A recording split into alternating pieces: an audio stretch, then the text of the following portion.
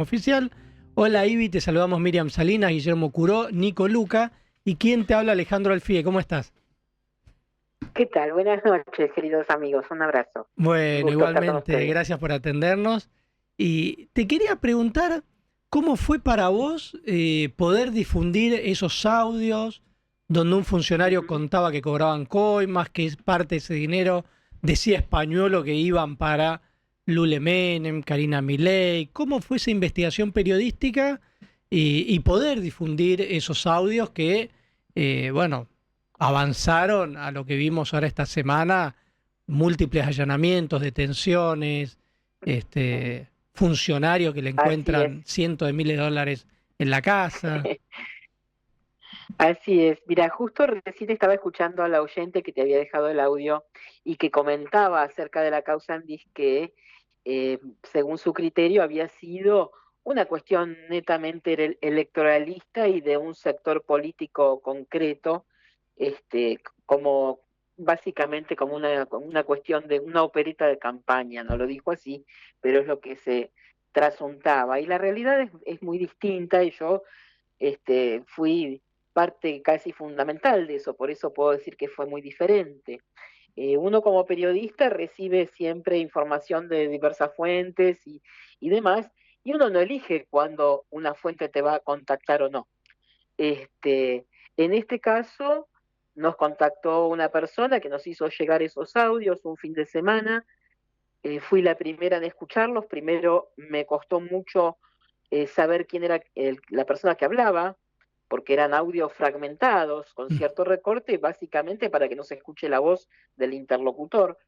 Em, bueno, y pude deducir que se trataba de españolo. Chequeé su voz con algunas menciones que hacía, reportajes que le habían hecho algún periodista y demás. Bueno, fue un laburo de muchas horas de chequear que no hubiera manipulación de inteligencia artificial, como luego algunos dijeron también.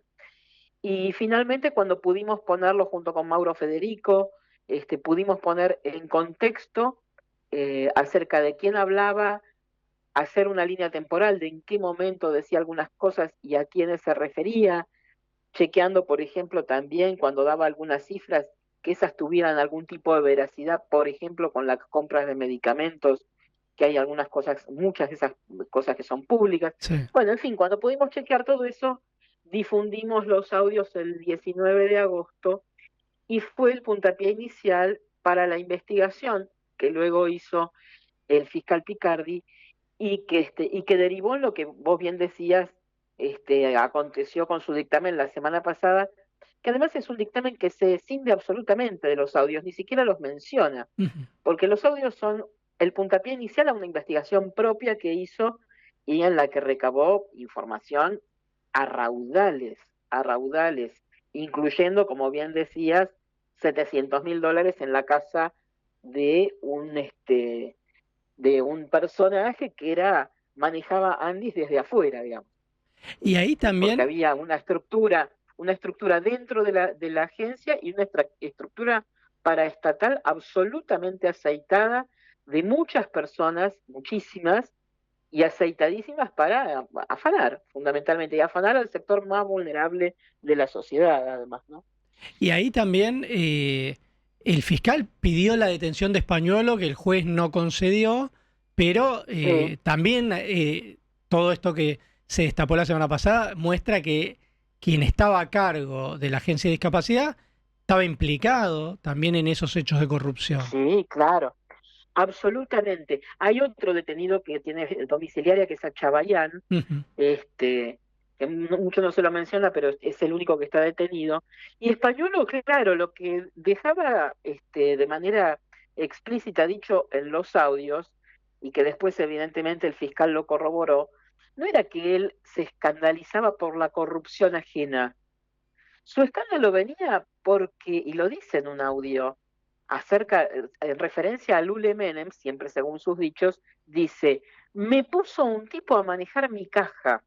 Y lo que le molestaba es eso, que él consideraba, se desprende por sus propios dichos, que esa caja era de su potestad y que ese afano debía ser de él y solo para él. O sea, se estaba quejando de que había una repartija que lo dejaba con una porción más chica, digamos. Eso es lo escandaloso también y lo espantoso de toda la situación, que no hay uno que sea mínimamente honorable en Y, esa trama. y ahí lo que se veía, en el caso español, esa foto con una mochila saliendo de la casa de Calvete, supuestamente para Claro, llevarse 5 millones de pesos. sí, exactamente. Fíjate, queda muy clara, la investigación es muy prolífica del fiscal y que no está completa porque también vale aclarar que esto es la punta de un iceberg. Ujú. Hay mucho más aún por investigar y que supongo que lo va a seguir haciéndolo. Pero lo que queda claro en el dictamen es que esta asociación ilícita de algunos funcionarios del Estado y otros personajes, muchos de ellos vinculados a droguerías, estaba tan bien armada la estructura que la venían pergeñando desde el 2022 también. Convengamos, en esos chats se desprende que estaban ansiosos por llegar al poder en el 2023 para hacerse de la caja inclusive nombran a PAMI también, Ujú. de PAMI y de la agencia, pero estaba tan aceitado que la contabilidad la llevaba la esposa de Calvete como en una suerte de planilla Excel con los porcentajes de coima que les correspondía a cada uno. Calvete llevaba unos cuadernos donde nombra a montones de personas y estructuras y demás, y en esa estructura también estaba Españolo, que están los audios y todo de Calvete hablando con la mujer, que le dice, sí, va a pasar a buscar 5 millones de pesos porque tiene que viajar a Israel y no tiene pesos argentinos, una cosa medio rara para viajar, ¿no? Pero bueno, Sí. y entonces ahí se ve en el video a Españolo yendo a la casa de Calvete con una mochilita que se infiere, salió con el dinerillo, ¿no? Dinero que es de todos nosotros, además. Y también te quería preguntar, porque ustedes aparte de pasar los audios de Pañuelo, también habían conseguido audios donde hablaba Karina Milei, pero que ahí el Ujú. gobierno los denunció, fue judicializado. Sí, eh, eso fue judicializado y tuvimos un impedimento de transmitir cualquier cosa que tuviera que ver con Karina Milei. De alguna manera fue un acto de censura, de alguna no, fue un acto de censura. Este, hubo un impedimento legal, que bueno, y fue una decisión empresarial entonces acatar esa orden judicial de no poder transmitir algunos audios más y algunas cosas más que teníamos. y ahí, ¿qué fue lo que más te impresionó de esta investigación periodística?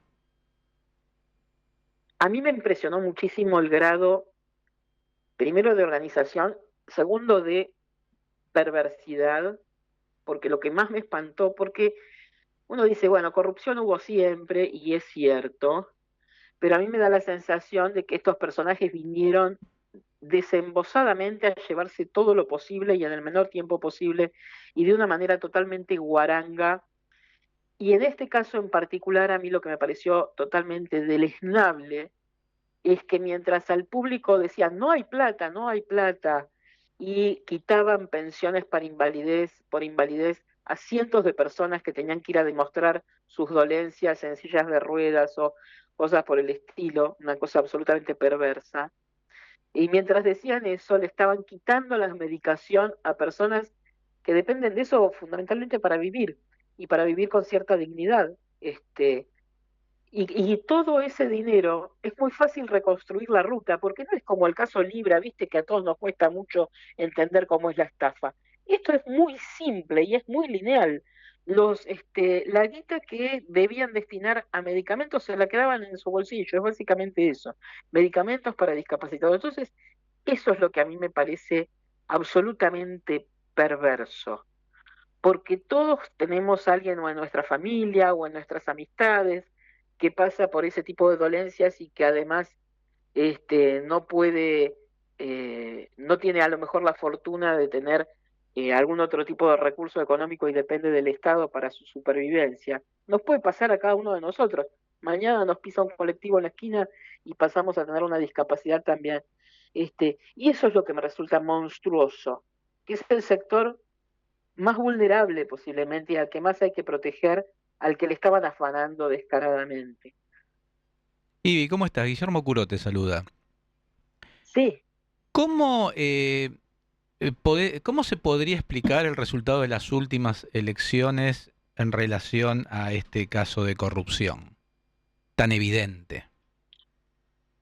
Bueno, qué sé yo, ¿viste? El voto es tan volátil, porque cuando salieron los audios, hubo una evidente cisma Ujú. golpe que se trasladó en las elecciones de en la provincia, con esos casi 14 puntos de diferencia y demás. Y luego, todo eso se modificó y pasó a pintarse de violeta nuevamente el país. Pero yo creo que eso tuvo que ver con otras cuestiones, y esto es algo, una presunción absolutamente mía, y que además no soy muy lúcida en los análisis políticos, pero lo que considero es que ahí tallaron otras cuestiones que tuvieron que ver básicamente con un voto casi extorsivo, porque no nos olvidemos que unos pocos días antes eh, Donald Trump estaba diciendo que estábamos casi muertos y que si no ganaba Milei, él no iba a ofrecer ningún tipo de ayuda. Entonces a mí me parece que los que vivimos muy al día, dijimos o dijeron, bueno, la estamos pasando horrible, pero si encima este tipo no gana, no nos van a ayudar y la vamos a pasar peor. A mí me parece que puede haber tallado un poco esa cuestión de temor, y eso hace que ese voto también sea absolutamente frágil, porque no tiene un fundamento ni de esperanza ni ideológico, sino que es un mal menorismo que se esfuma muy rápidamente. No es un capital que va a durar 2 años incólume, digamos. Es un Pero manotazo de bueno, ahogado. claro, es una lectura que hago yo así, ¿viste? Veremos qué pasa con el transcurrir del tiempo, sobre todo ahora que parece que efectivamente ese dinero finalmente no va a llegar, según están diciendo medios desde Estados Unidos directamente. Veremos qué sucede. Y te quería también preguntar, pues vos sos periodista de investigación y tengo entendido que el Sí, año pasado estabas con protección policial por amenazas. sí.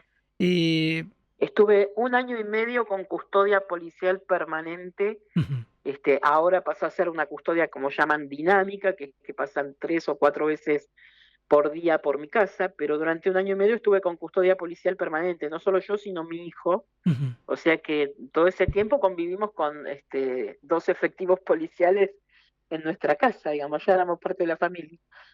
¿Y qué había pasado? ¿Qué, no sé? Eso, mira, yo hace Sí.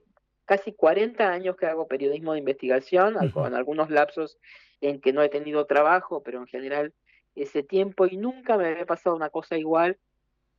Sin embargo, con este gobierno o con sus seguidores, empezamos, no yo, sino mucha gente también, a vivir algunas vicisitudes de amenazas. Bueno, vos mismo también las has pasado muy mal sí, con algunos personajes del universo eh, de las redes sociales. sí.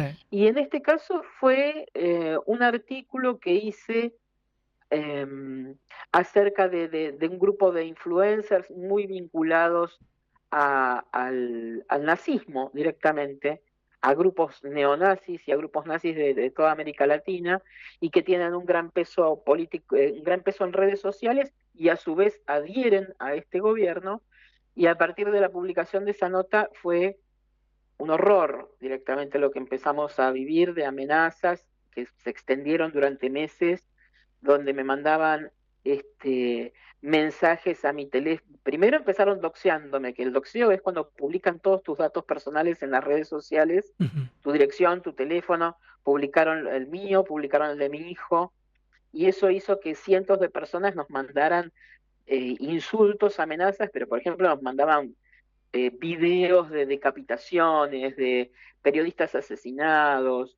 Nos decían qué hacíamos en cada en determinado momento. Por ejemplo, no sé, me decían, ahora prendiste la luz de tu habitación, cosas así, ¿viste? Era muy espantoso.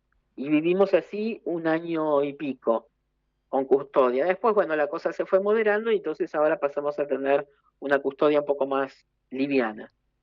Pero es horrible porque no solo condiciona toda tu vida, dejas de verte con amigos, dejas de salir, y intentan acallarte a través del miedo, digamos. Cosa que conmigo no les resultó demasiado, pero es una situación muy fea y que además te llena de culpa, porque vos decís, bueno, de última es lo que yo elegí, es mi trabajo, pero mi hijo es un pibe joven, que tiene su propia vida, ¿viste? Y esos condicionamientos son penosos. Decir que yo cuento con todo su apoyo, pero de todas maneras fue un tiempo difícil, sí. Sí, no, y además porque vos realmente te metés en temas pesados, ¿no? Como uno dice, y Sí, seguís, y realmente, bueno, es digno para mencionarlo, porque el periodismo de investigación, más allá de que sí, el presidente diga que no odiamos lo suficientemente a los periodistas, sí, es un sí, sí. aporte al debate público, a la consolidación de la democracia, a la transparencia, y bueno, Es periodistas que como esa vos, es que la se idea. juegan también mucho en eso, Sí, que siguen, es importante esa es la idea. destacarlo. Hay otros que tomaron vías legales también, convengamos, porque, y eso lo vivo casi como una cocarda en mi historia, que hace también un año me inició juicio, los causales fueron porque atenté contra su buen nombre y honor, Ujú. me iniciaron juicio los genocidas presos en Campo de Mayo. Ah, mira. El Tigre Acosta, Alfredo Astiz, Raúl Guglielminetti, todos ellos se vieron muy heridos en su buen nombre y honor, evidentemente, por algunos artículos que publiqué, que lo único que hacían, yo, bueno, no sé, para quienes me hayan leído lo saben, yo soy muy... eh, De poner no, el en general mis dato. artículos no tienen, de poner, Sí, claro, y sí. no son, no bajo demasiada línea y mucho menos algo insultante, Sí, no es que para nada, soy opinás y bastante... análisis, es más de la No, información no, no. dura. Absolutamente. Y estos personajes se sintieron muy molestos porque a lo largo de 5 artículos y después de una investigación muy ardua de la que siento mucho orgullo, pude mostrar cómo aún hoy siguen viviendo con el dinero expoliado en dictadura que está en diversas cuentas del exterior, cuentas que pude encontrar y demás, bajo la titularidad de las esposas de algunos de ellos, que son y con el dinero que se maneja, el Ujú. dinero que fue producto de saqueos y robos durante los 70, incluyendo robos a museos, por ejemplo, de obras de arte. Ah, Bueno, eso los ofendió muchísimo. y te Eso les ofendió denunciaron. mucho y me iniciaron Ajá. juicio. Me iniciaron un juicio, sí, en Comodoro Pi, que Ah. bueno, viste, es absurdo, por donde se lo mire. Pero tiene que ver con una cuestión de tratar de intimidarte también, ¿viste? Sí, sí, un No es por el hostigamiento juicio en sí mismo, judicial sino, para que te claro, canses. sí, sí, es intimidante, ¿viste? Decir, bueno, Alfredo Ortiz te hace juicio, es como una amenaza, no es un Juan de los Palotes, ¿viste? Claro. Con la carga simbólica que tiene. Pero bueno, son las gajes de nuestro oficio, vos también lo sufrís bastante, más allá de lo que nos apasiona, ¿no? Sí, sí, no, pero bueno, me parece importante también mencionarlo, porque a pesar de lo que uno Sí, pueda creer, afectan esas cosas, tienen un impacto sí, claro, familiar, sí. pero bueno, Y en la la verdad que salud uno también. sigue porque está en nuestra vocación hacerlo. Y sí, yo me doy maña para muchas cosas, pero esto es lo que me gusta, digamos, es lo que nos gusta hacer porque yo creo que en tu caso debe ser lo mismo, uno siente que intenta por lo menos dejar el mundo un poquito más prolijo del que recibió. Viste, yo no tengo ni casa, no tengo auto, soy una persona que vive de manera muy modesta, mi único capital son los libros, que es lo que le voy a dejar a mi hijo, pero sí tengo claro que lo que quiero dejarle es primero el sentido del orgullo de llevar mi apellido y además eso, es dejarle un mundo un poquito más transparente que en el que nació, ¿viste? Parece que uno tiene que pasar por la vida dejando una huella positiva en lo posible. Así que bueno, esa es la idea. A veces no sale tanto, pero bueno, Está es la la idea. intención. La intención está. Sí. Sí, sí, sí. Bueno, no, y aparte los logros realmente son importantes. Sí, sí, claro, uno cuenta también con el reconocimiento de pares y Ujú. de, inclusive personas que están hasta en las antípodas ideológicas, pero cuando hay honestidad intelectual, viste, a mí eso me satisface mucho, tener cierto reconocimiento de gente que respeto también, así que está bueno. Bueno, y nos quedamos sin tiempo. Acá tengo el productor que hace un rato ya me viene diciendo, nos falta la tanda, se está terminando el programa. Sí, sí, sí, sí, Así sí. que bueno, ya no nos queda tiempo. Te agradecemos muchísimo, Ivy, esta No, por conversación. favor, Y bueno, y déjame pasar el aparte, chivo ya que sí, estamos. dale, claro. Para los oyentes que Ujú. no saben lo que hago, bueno, pueden leer los artículos de investigación que tienen profusión de datos y detalle y papeles, porque viste, yo te muestro todos los documentos de todo, los pueden buscar en el portal dataclave.com.ar.